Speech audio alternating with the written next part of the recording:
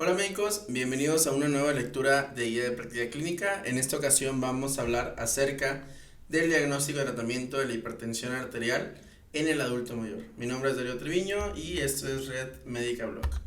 Y vamos para allá. Entonces sabemos que hablamos de hipertensión en adulto mayor porque parte de la fisiopatología del envejecimiento es un endurecimiento arterial y eso te va a ocasionar mayor predisposición a tener hipertensión entre más vas avanzando en la edad. Sabemos que actualmente existe un aumento de la esperanza de vida, existe un incremento de la población envejecida y disminución de la tasa de natalidad, haciendo que esta curva de nacimiento y de función, pues obviamente poco a poco se está invirtiendo. Además de eso, las excelentes políticas de salud que han salido en los últimos años, pues obviamente nos aumenta la esperanza de vida. Se dice que para el 2030 vamos a tener al menos uno de cada 6 habitantes va a ser mayor de 60 años. La esperanza de vida en los varones es de 73.4 años, mientras que en las mujeres es de 78.3 años. Además de eso, sabemos que epidemiológicamente la hipertensión tiene una prevalencia del 26.4%. En salud del 2012 tiene una prevalencia del 21.5% aquí en México.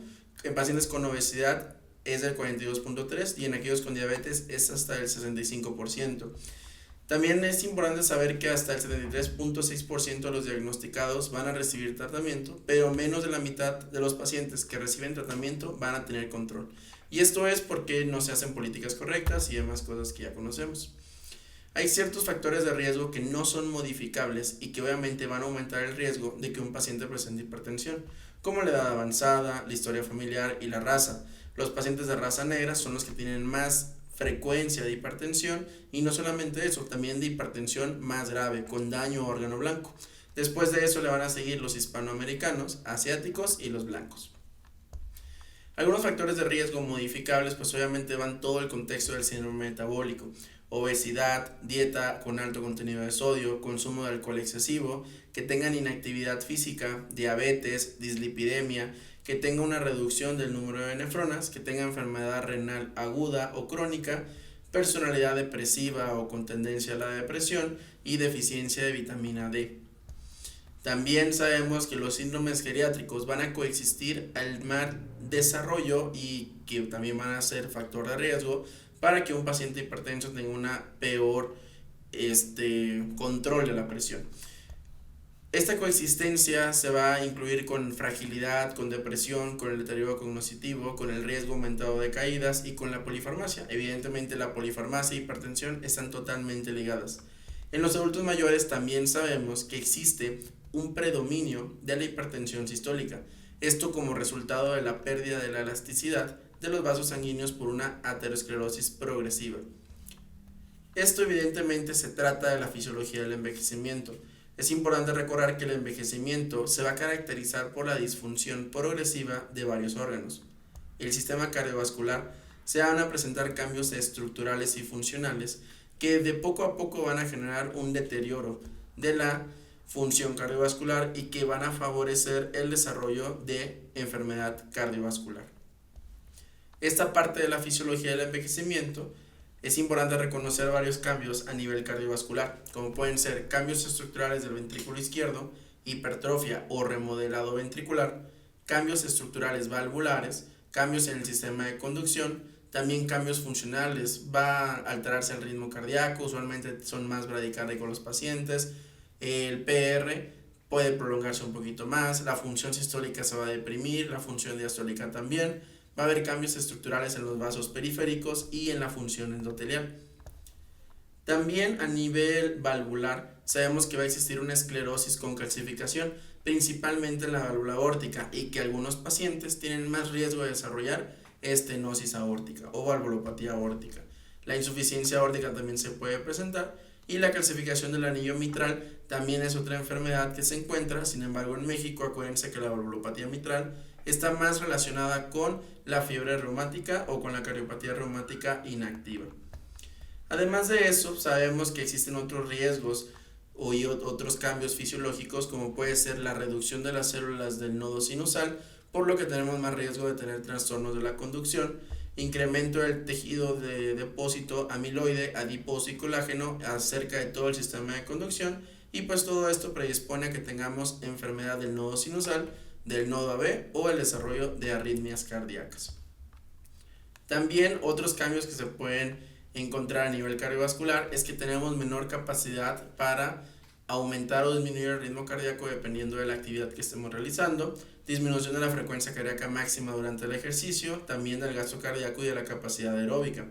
También existe una disminución de la estimulación del sistema nervioso simpático sobre los receptores cardiovasculares, de la función sistólica, usualmente casi no se encuentra comprometida con el envejecimiento normal, nos habla más de cambios patológicos como pacientes que tengan un infarto, enfermedades infiltrativas como amiloidosis, etc. Mientras que la función diastólica sí se puede ver un poco deteriorada. Esto es porque existe alteración en la relajación del ventrículo izquierdo, por calcificación, por disminución de la fuerza contráctil, por disminución de las células del marcapasos, etc. Todos esos factores se involucran en que tengamos ese tipo de alteraciones. También existen cambios en los vasos periféricos secundarios a arteriosclerosis, incremento de la presión sistólica por una rigidez arterial, incremento de la presión del pulso, esto secundario, ¿por qué? Porque ya se incrementó la presión sistólica y entonces pues hacemos una diferencia de pulso más amplia. Mayor resistencia vascular periférica, disminución del volumen intravascular e incremento de la presión de la arteria pulmonar. También tenemos alteraciones endoteliales que se encuentran asociadas al envejecimiento.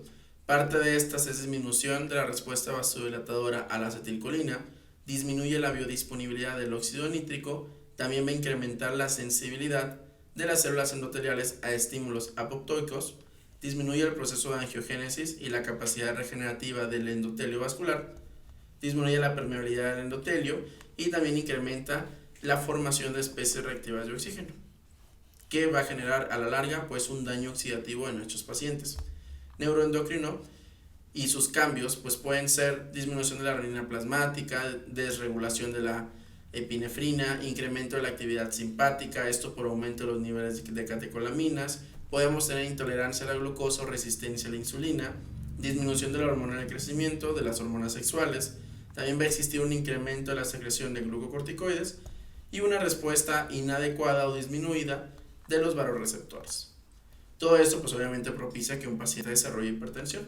Además de eso, un aumento del acúmulo de lípidos en las fibras de elastina de las arterias nos va a condicionar que de forma crónica nuestro paciente tenga aumento de los depósitos de calcio, aumento del grosor de la capa media arterial, hipertrofia e hiperplasia de células musculares lisas, aumento de la síntesis de colágeno y de las elastasas, incremento del índice colágeno-elastina, aumento de la rigidez de las arterias, aumento de la presión de pulso, destrucción focal de nefronas y el desarrollo de nefroangioesclerosis. Entonces, una vez que comprendemos que nuestro paciente por sus factores de riesgo cardiovascular o simplemente por el envejecimiento va a tener riesgo de desarrollar de forma crónica hipertensión, entonces podemos hablar de que una hipertensión arterial se va a definir como una presión arterial sistólica arriba de 140 y una presión arterial diastólica arriba de 90. Y usualmente se tiene que hacer un promedio de 3 mediciones tomadas adecuadamente en 2 o más visitas médicas. Y acá tenemos diferentes formas de clasificar la hipertensión. Sabemos que puede ser óptima, normal, alta normal, grado 1, grado 2, grado 3 y la hipertensión sistólica aislada. Esta última es un fenotipo frecuente en los pacientes adultos mayores, entonces tampoco se nos puede pasar por alto. Sabemos que para hablar de hipertensión tiene que ser arriba de 140 y arriba de 90 de la presión diastólica. Se debe realizar siempre en todos los pacientes una historia clínica y un examen físico, porque si bien las causas de hipertensión secundaria son más frecuentes en pacientes jóvenes, en pacientes adultos mayores también las podemos encontrar, como vamos a ver al final. Entonces tenemos sí o sí que estar buscando de forma intencionada algunas causas de hipertensión secundaria y evidentemente tenemos que hacer una exploración física para ver si esta hipertensión que tenemos no nos está generando un daño a órgano diana, que eso sería uno de los principales problemas y de las cosas que tenemos que actuar de forma más rápida. Todo esto se hace en la primera consulta. La segunda consulta tiene que programarse dentro de un mes porque necesitamos ver si estamos cumpliendo con los objetivos del tratamiento. Además de eso, recordar que los adultos mayores por presentar variabilidad de la presión arterial, se debe hacer al menos un promedio de 3 lecturas, descartando la primera y promediando las subsecuentes, en 3 visitas separadas durante un periodo de 4 a 6 semanas. ¿De acuerdo? Siempre que la presión no sea mayor de 180 sobre 110. Si es mayor de eso, pues ya ni le hagas si es hipertenso el paciente. O sea, tampoco no vamos a esperarnos tanto tiempo para hablar. Algunos de los fenotipos de hipertensión que tenemos que saber: uno es la hipertensión sistólica aislada. Esta se define que tenemos una sistólica arriba de 140, pero la diastólica se encuentra menor de 90 o normal. Pero tiene una prevalencia del 87%, va incrementando con la edad y es un poco más resistente que otro tipo u otros fenotipos de hipertensión a la terapia antihipertensiva. La hipertensión diastólica aislada también se puede presentar, es lo inverso a lo que acabamos de hablar, sin embargo es menos frecuente. A esto también otros fenotipos: uno es la hipertensión de bata blanca. Recuerda que hablamos de esto cuando tengamos elevaciones persistentes de la presión arterial en el consultorio, pero en casa tiene una presión disminuida, menor de 140 sobre 90, y que no tenemos evidencia de daño a órgano blanco. Esta va a tener una prevalencia del 5 al 15%. La pseudohipertensión se va a definir como una falsa lectura que puede ser, por ejemplo, por arteriosclerosis, donde el ruido de apertura de la arteria calcificada va a ser confundido con un primer ruido de Korokov. Entonces decimos que está súper elevadísima la presión. Esto pues lo podemos descartar con la maniobra de Osler. También podemos descartarlo con un Doppler. Se considera hipertensión enmascarada cuando las cifras de la presión arterial significativamente están elevadas en la casa, pero en el consultorio resulta que están normales. Esta tiene una prevalencia hasta el 16%. Todo esto lo podemos realizar como pues con un mapa o con un monitoreo ambulatorio de la presión o domiciliario de la presión arterial, que se hace un registro. El mapa es el aparatito que se le coloca en el brazo al paciente, se queda por 24 horas y se van haciendo mediciones dependiendo de cómo lo programemos. ¿De acuerdo? Entonces ese es el estándar de oro para hacer el diagnóstico de hipertensión de bata blanca o de hipertensión enmascarada. Entonces, para diagnosticar la hipertensión podemos hacer estas dos lecturas, que puede ser la presión domiciliaria o puede ser el mapa. La presión domiciliaria o todo esto se va a hacer el diagnóstico con los siguientes parámetros: que durante un promedio de 24 horas sea arriba de 130 sobre 80, que en las horas diurnas que esté despierto el paciente el promedio sea mayor de 135 sobre 85 y en las nocturnas sea mayor de 120 sobre 70. Un promedio general de 135 sobre 85 en aquellas determinaciones domiciliarias repetidas durante el día nos hace también el diagnóstico. Estos tres, apréndanselos, intégrenlos, compréndanlos, que están relacionados con el mapa, mientras que este es el monitoreo que hace el paciente con aparatitos de esos que venden en las farmacias y demás cosas, ¿no? Que eso es importante que lo conozcan porque los pacientes tienen que saber o tienen que entender qué es lo que están buscando a la hora de estar haciendo su evaluación de la presión arterial. Tenemos dos fenotipos, esto de dippers y no dippers. Recuerda que solamente es posible evaluarlo con el mapa. Si tú haces un monitoreo domiciliario, que es con el aparatito que el paciente compra en la farmacia, el paciente al estar dormido no le puedes medir esos fenómenos. Se hace con el mapa porque los va a registrar cuando el paciente esté dormido. Este fenómeno de Dipper y no Dipper va correlacionado que la presión arterial tiene una relación circadiana, va parte del ciclo circadiano, en donde sabemos que existe en pacientes normotensos un descenso nocturno del 10 al 20%. Eso es totalmente normal. Sin embargo, en adultos mayores el descenso está disminuido o no ocurre, y esto se conoce como no dippers. ¿Qué es esto? ¿Qué se traduce esto? Pues que te va a aumentar el riesgo cardiovascular en los pacientes. Te aumenta de 2.8 veces de riesgo a los 30 a los 60 años y de 5.7 veces de riesgo a los 60 de los 80 años. ¿De acuerdo? Entonces, la importancia de esto es que este descenso nosotros los podemos clasificar todavía un poquito más. Por ejemplo, los dippers son aquellos pacientes en donde existe un descenso de la presión arterial durante la noche, que usualmente es del 10 al 20% del descenso. Cuando son dippers extremos es que la presión baja muchísimo, o sea, más del 20% en algunos pacientes. Los non-dippers van a corresponder al 30% de los pacientes y lo que se traduce es que la presión arterial está similar al promedio durante el día. O sea, si tenía 145 durante el día, en la noche también tiene 145. Mientras que los dippers inversos, la presión arterial se mantiene similar al promedio durante el día y de vez en cuando puedes superar esta presión. Evidentemente estos dippers inversos son los que tienen más riesgo cardiovascular y que obviamente también se les aumenta la mortalidad, ¿de acuerdo? Entonces, conceptos importantes que hay que recordar. Otro dato importante es que a pesar de que nosotros tengamos un paciente que tiene hipertensión arterial, recordar que los mecanismos autonómicos se encuentran alterados en los pacientes adultos mayores. Esto quiere decir que tienen riesgo de desarrollar hipotensión ortostática. La hipotensión ortostática se va a definir como una reducción sostenida de la presión arterial sistólica de al menos 20 milímetros de mercurio o de la diastólica 10 milímetros de mercurio. Cuando un paciente se encuentra sentado y se pone de pie en los primeros 3 a 5 minutos o que inclina la cabeza en un ángulo de 60 grados con o sin reproducción de los síntomas. Esto se hace, o la forma fácil de evaluar es que tú le estás tomando la presión a tu paciente y si el paciente ya tiene una historia de que se siente mareado de repente y cosas por el estilo, tú cuando le estás tomando la presión lo dejas ahí sentadito y luego le pides que se ponga de pie, o sea que se pare. Se para el paciente, lo dejas parado, después del minuto 3 le vuelves a tomar la presión y si tiene esta caída de la presión, pues hablamos precisamente de una hipotensión ortostática. ¿De acuerdo? Tiene una prevalencia del 20% y en pacientes mayores de 65 años aumenta la prevalencia hasta el 30%.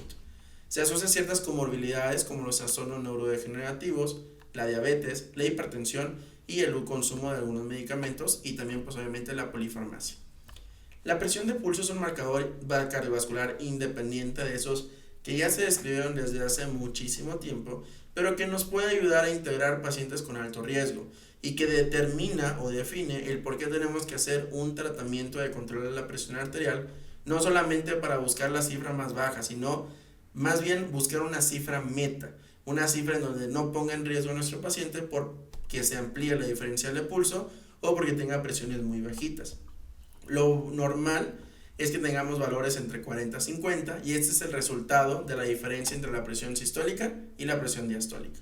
Conforme va avanzando la edad y con el envejecimiento, es importante recordar que la presión arterial sistólica va a incrementar, mientras que la diastólica se va a ver reducida, tanto en sanos como en hipertensos, por lo cual la presión de pulso usualmente se va a incrementar en la edad adulta.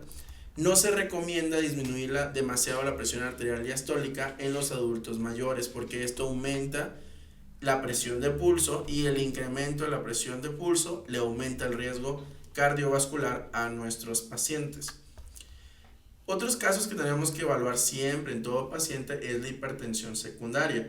La hipertensión secundaria nos puede desarrollar por una enfermedad renal, ya sea primaria, aguda o crónica, porque tenga hipertensión renovascular. La causa más frecuente es la enfermedad aterosclerosa por nefropatía isquémica, el síndrome de hipopnea obstructiva del sueño, enfermedades endócrinas como hipotiroidismo, hipertiroidismo, hiperparatiroidismo y también el uso de medicamentos, como cuáles, como el uso de los AINES, ¿de acuerdo?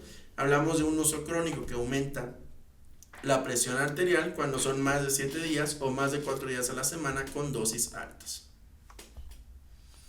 Todo paciente se le tiene que revisar los medicamentos que está utilizando, principalmente en aquellos en donde estemos teniendo problemas para controlar la presión. Estos medicamentos que tenemos que revisar, ¿cuáles son? Los antidepresivos, los glucocorticoides, los descongestionantes nasales, la eritropoyetina, los medicamentos para control de peso, los estimulantes del sistema nervioso central como el metilfenidato, el modafinilo y la cafeína y el alcohol. ¿Por qué? Porque son causas de que aumente la presión arterial. También podemos evaluar la probabilidad de tener un evento cardiovascular con una escala que se llama el GloboRisk. GloboRisk es una escala que, a diferencia de SCORE y de otras, acá sí se incluyó población latina. Se incluyeron muchas poblaciones, aquí también México está, o sea, se trata de tener el registro más grande de todo el mundo y es por eso que es la recomendada en nuestro país y pues en general, ¿no? Se recomienda que se utilice esta escala que es GloboRisk. Sin embargo, hay otras escalas de riesgo como puede ser Framingham, puede ser SCORE, SCORE 2, etc. El objetivo principal de que nosotros hagamos una evaluación del riesgo cardiovascular es poder identificar factores modificables y no modificables intensificar el tratamiento si es que es necesario y aumentar la periodicidad de las visitas del seguimiento para tratar de estar visualizando, vigilando mejor a nuestros pacientes. Estas escalas, como les decía, puede ser el Global Risk, el SCORE, el Framingham Dose.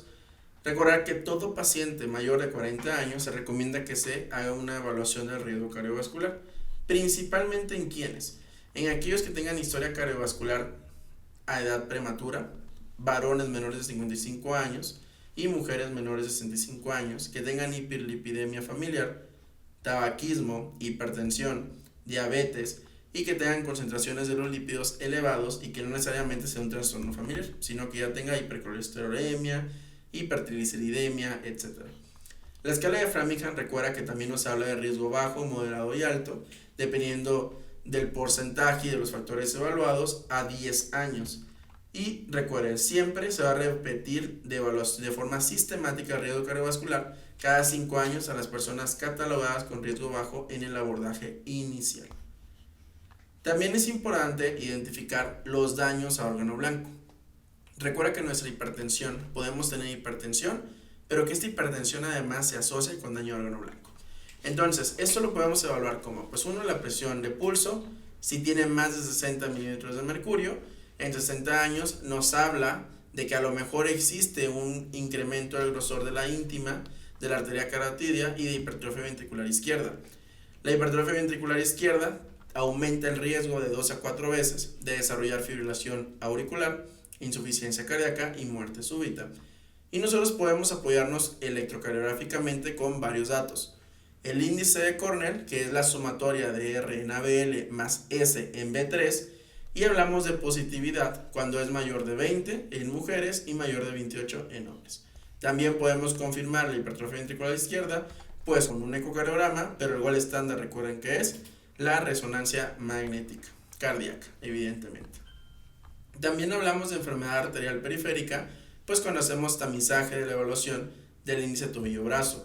Tenemos que evaluar también si existe deterioro de la función renal y estar vigilando durante todo su transcurso médico, ver si no existe mayor deterioro de la misma.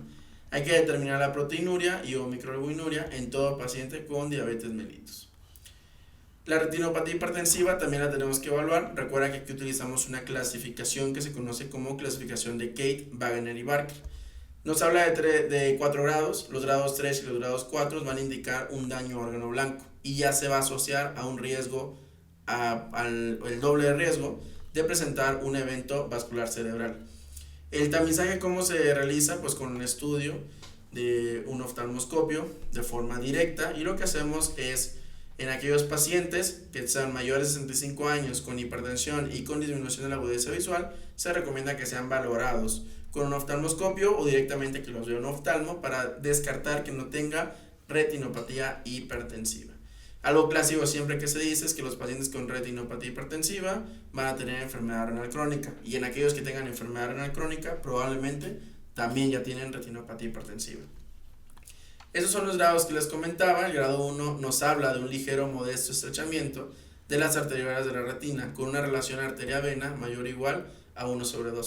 El 2 es un severo estrechamiento de las arteriolas retinianas focal o generalizada con una relación arteria-vena menor de 1/2. El 3 es la presencia de los exudados algodonosos bilaterales o las hemorragias en flama, mientras que el 4 es el edema bilateral del nervio óptico. Ahora pasamos con la evaluación de este algoritmo diagnóstico en el que se ha enfocado sobre la hipertensión arterial. Lo primero que tenemos que ver en el algoritmo nos dice es que cómo se encuentra la presión arterial. Está mayor de 180/110 en su primera visita. Si es el caso, pues ya hacemos el diagnóstico de hipertensión arterial. Evidentemente estas cifras pues ya te están hablando de que este paciente es hipertenso ya desde antes. Si la presión no está arriba de 180/110, hay que evaluar. Tenemos una presión que está arriba de 140/90 en 2 visitas con técnicas adecuadas y nos van a poner 2 escenarios. Nos vamos a ir primero acá. La respuesta es que sí, está arriba de 140/90, esto nos habla de un estadio 1, sin embargo hay que evaluar primero. Tenemos sospecha de que el paciente tenga hipertensión de bata blanca, puede salir la sospecha porque el paciente dice es que yo me he tomado la presión en casa, pero no sale elevada. Entonces, si tenemos esta sospecha, pues entonces podemos hacer un registro domiciliario de la presión arterial o un mapa. Si no tenemos sospecha, se hace el diagnóstico de hipertensión. Si tenemos sospecha, hacemos el mapa. Si el mapa o el registro domiciliario nos sale 135/85 o un mapa arriba de 130/80, entonces nos pasaríamos acá. Estamos ante el diagnóstico de una hipertensión arterial sistémica y no tiene una hipertensión de bata blanca.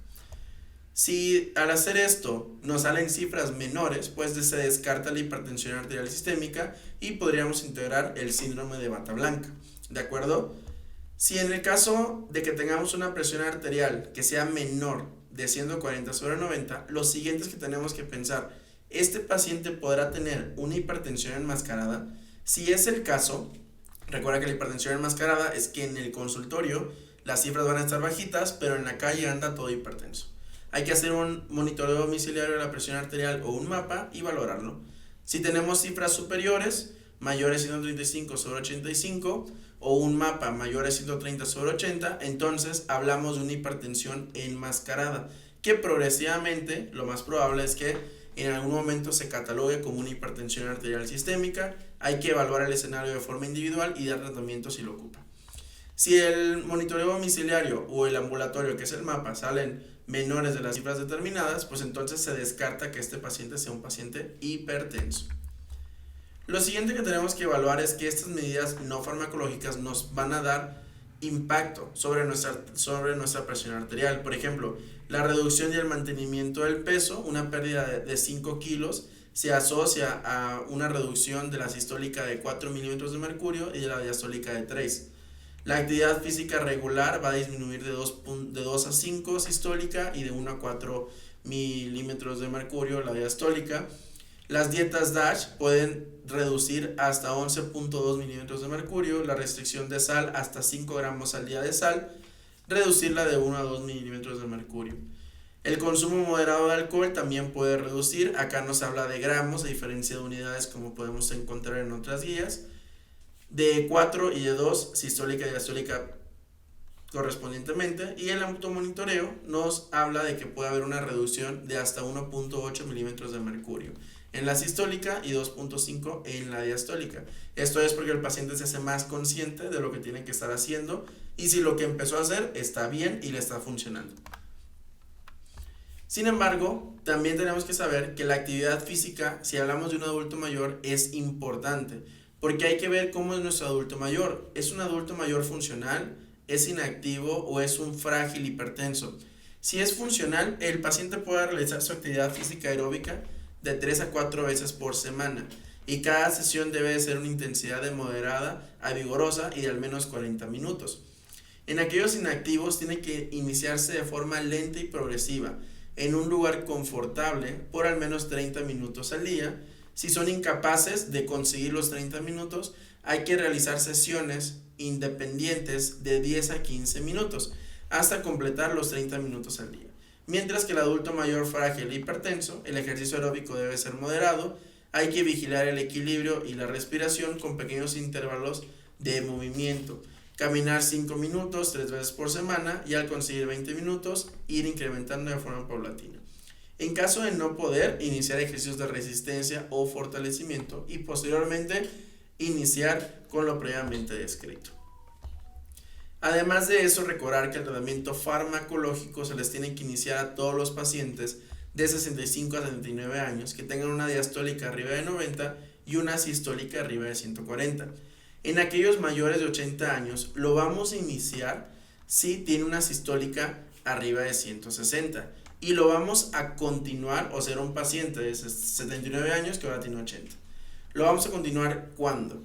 Cuando tengamos una sistólica inicial de 160, cuando tengamos un tratamiento previo que sea bien tolerado por el paciente, que tenga daño a órgano blanco, diabetes, enfermedad cardiovascular o enfermedad renal crónica y que tenga un riesgo cardiovascular en 10 años mayor o igual al 20%. Es importante reconocer que no se recomienda cifras debajo de 130 en la sistólica en pacientes frágiles o en pacientes con más de 80 años de edad. Los objetivos entonces, si es un 80 años para abajo, son los mismos que en la población general, que esté debajo de 140/90. Si tienen más de 80 años, entonces las cifras pueden ser hasta 150 a 90, ¿de acuerdo? Si el paciente no tiene diabetes ni enfermedad renal crónica, se pueden dar cifras de 150 sobre 90. Si lo tiene, hay que ser un poco más estrictos, 140 sobre 90, pero nunca menor de 130. Es importante recordar que en este tipo de pacientes adultos mayores puede ser eficaz iniciar un solo tratamiento, o sea, un solo medicamento a la menor dosis eficaz e ir ajustándolo de forma gradual. Se agregará un segundo antihipertensivo si una vez alcanzada la dosis máxima persiste el descontrol hipertensivo, entonces lo podemos agregar. Sin embargo, ya en la actualidad, hasta ya del 2017, ya hay varias recomendaciones en las que se les puede dar diferentes medicamentos a los adultos mayores y no va a pasar nada. Todo depende del contexto, ¿de acuerdo? Los fármacos de primera línea son los diuréticos tiacídicos, los bloqueadores de los canales de calcio, los inhibidores de la enzima convertidora de angiotensina y los ARA-2. Se van a excluir de primera línea los beta bloqueadores y solamente se utilizan como coadyuvantes en situaciones especiales: cardiopatía isquémica, fibrilación auricular e insuficiencia cardíaca, que son los más principales que te pueden estar hablando. Acá tenemos algunos de los efectos adversos que se pueden llegar a producir con los medicamentos. De acuerdo, por ejemplo, los diuréticos tiacídicos se pueden presentar hiponatremia, usualmente se presenta en el primer mes del tratamiento. También puede haber hipopotasemia. Hay que medir las concentraciones de sodio y potasio al mes de iniciar tratamiento con diurético tiacídico. Pueden también asociarse a descontrol metabólico como hiperglicemia, hipercolesterolemia e hiperuricemia. Los bloqueadores de los canales de calcio pueden producir reflujo gastroesofágico, por eso hay que evitar que se den de noche. Pueden producir edema de miembros inferiores, hay que agregar yecas o ARA-2, edemas o úlceras en presencia de insuficiencia venosa, nicturia o poliuria e hipertrofia gingival. Los YECA y los ARA-2 van a cursar con deterioro de la función renal, están contraindicados si existe sospecha o diagnóstico de una estenosis de la arteria renal y también pueden producir hiperpotasemia. Mientras que los beta bloqueadores, depresión, disfunción sexual, dislipidemia, disglicemias, bradicardia y alteraciones de la conducción auriculoventricular. Entonces, a la hora de nosotros definir el tratamiento que le vamos a ofrecer a nuestros pacientes, siempre tenemos que evaluar primero, ver si tiene causas secundarias y que sean reversibles, evaluar el daño órgano blanco, evaluar factores de riesgo cardiovascular y las comorbilidades e identificar las barreras para la adherencia al tratamiento. Estas barreras son el déficit visual y auditivo, el aislamiento y que tengan una mala red de apoyo. Una vez que hicimos esto, nosotros tenemos que valorar e iniciar tratamiento no farmacológico y dependiendo de la edad vamos a dar tratamiento farmacológico en busca de objetivos. Por ejemplo, vamos a poner que los pacientes que tengan una edad de 65 a 79 años con un riesgo cardiovascular menor de 20% a 10 años o aquellos con riesgo cardiovascular mayor del 20%, mismos grupos poblacionales, vamos a iniciar tratamiento farmacológico si la presión es arriba de 140 sobre 90.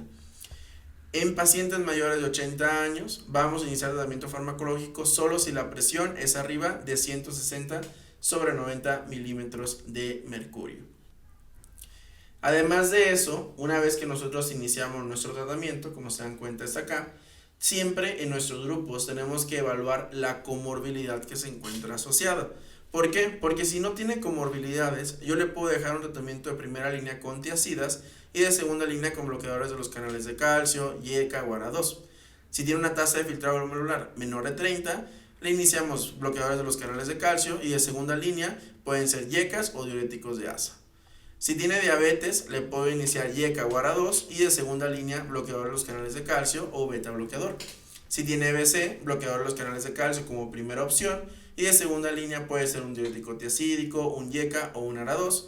En la cardiopatía isquémica, evidentemente van a ser los beta bloqueadores, solo hay que tener precaución en los adultos mayores porque pueden tener bradicardias, PRs muy prolongados que puedan progresar a un bloqueo auriculoventricular. En la insuficiencia cardíaca puede ser el tratamiento de la falla cardíaca, que recuerda que son los 4 pilares de tratamiento, en el que van beta bloqueadores, sacubitril valsartán o los ARNIs, o en su caso YECA o ARA-2, espironolactona y dapaglifosina. Créeme que con todo ese bonche de medicamentos, de lo último que te vas a preocupar es de la presión arterial.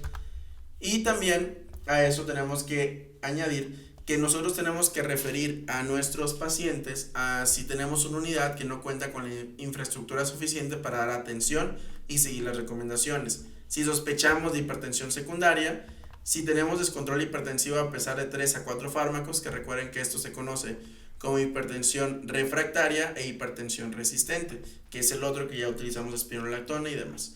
Pacientes jóvenes con hipertensión y las complicaciones crónicas. Y con esto pues damos por concluido lo que es esta revisión de la guía de práctica clínica de diagnóstico y tratamiento de la hipertensión en el adulto mayor. Espero les haya gustado. Evidentemente esto forma parte de todas nuestras lecturas de las guías de práctica clínica y pues vamos con los siguientes temas que te tocará revisar en el curso de aquí de Red Médica Blog. Les mando un fuerte abrazo a todos, excelente día, cuiden mucho a sus pacientes hipertensos, no hay otra cosa que podamos modificar tanto en un paciente como la presión arterial. Y si nos enfocamos a saber bien hipertensión, créanme que podemos evitar muchas complicaciones de todo tipo, de todas las enfermedades en nuestros pacientes. Soy el doctor Darío Treviño, esto es Red Médica Blog, nos vemos hasta la próxima clase. Chao, chao.